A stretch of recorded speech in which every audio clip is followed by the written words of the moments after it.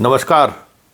नए साल में कई जिले के में आपको नए एसपी, आईजी और डीआईजी देखने को मिलेगा।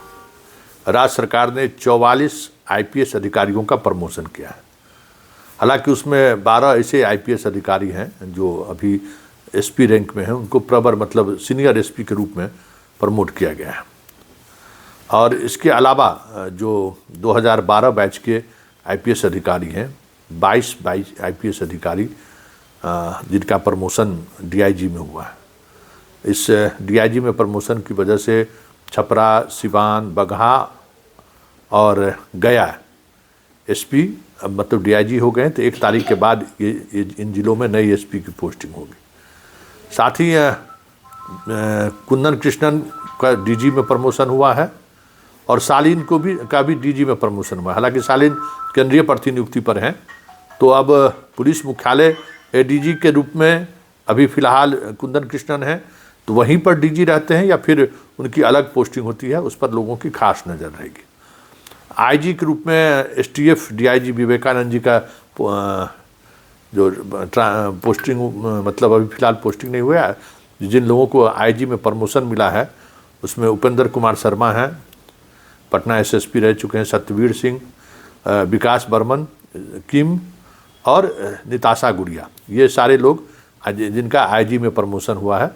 और इसके अलावा 2008 बैच के ही मनोज कुमार, संजय कुमार और विवेकानंद, इन लोगों का भी आईजी में प्रमोशन होगा। और उसके अलावा बात करिए तो 2013 बैच के 12 आईपीएस अधिकारी हैं, जिसमें बेगूसराय एसपी, दरभंगा एसपी सहित कई एसपी ऐसे हैं जिनको प्रवर मतलब कोटि में प्रमोशन दिया गया है। इसके साथ ही 2012 बैच में अवकाश कुमार, जो पटना एसएसपी थोड़े दिनों के लिए बनाए गए थे, आनंद कुमार, कुमार आशीष, राजीव रंजन कुमार, दीपक रंजन, आमिर जावेद, अशोक कुमार सिंह, संजय सिंह, दिलनवाज अहमद, सुशील कुमार, रामाशंकर राय, सत्यनारायण कुमार, मनोज कुमार तिवारी सहित 22 आईपीएस अधिकारी हैं जिनको डीआईजी बनाया गया है। मतलब बड़े स्तर पर आपको नए साल में 1 तारीख को इन लोगों का भी बोर्ड हुआ ही हाल में, इन लोगों का भी 1 तारीख को पोस्टिंग होनी है। जिस दिन पोस्टिंग के बाद ज्वाइन करेंगे उस दिन से ये जिस पद पर इनका प्रमोशन हुआ है वो उस पद पर इनकी पोस्टिंग के साथ ही इनका प्रमोशन माना जाएगा। मतलब नए साल में एक मतलब अधिकारी, खास करके पुलिस अधिकारियों की एक नई टीम आपको पुलिस मुख्यालय से लेके डिस्ट्रिक्ट तक देखने को मिलेगी। और ये प्रमोशन को लेकर पिछले कई दिनों से बोर्ड चल रहा था और उसी बोर्ड में जिन लोगों की सहमति हुई वो आईपीएस में विभिन्न कैटेगरी में उन लोगों का ट्रांसफ़र होगा। फिलहाल इन लोगों का प्रमोशन हो गया। लेकिन सबसे जो महत्वपूर्ण है, जिस पर सबकी नज़र है कि आखिर कुंदन कृष्णन डीजी के रूप में प्रमोट हो चुके हैं, क्या वो एसटीएफ और पुलिस हेडक्वार्टर के रूप में डीजी के साथ पदभार पर रहेंगे, जो पहली बार होगी। हालांकि एडीजी मुख्यालय रहते हुए वो अतिरिक्त प्रभार एसटीएफ भी रहे एडीजी, जबकि वो आईजी का पद रहा है। तो ये देखना दिलचस्प होगा कि कुंदन कृष्णन को मुख्यालय, क्योंकि डीजी हुए तो फिर कई पद डीजी कैसे हैं जहाँ पर उनकी पोस्टिंग होनी चाहिए, लेकिन वो मुख्यालय एडीजी के रूप में ही रहते हैं या फिर उनकी पोस्टिंग होती है।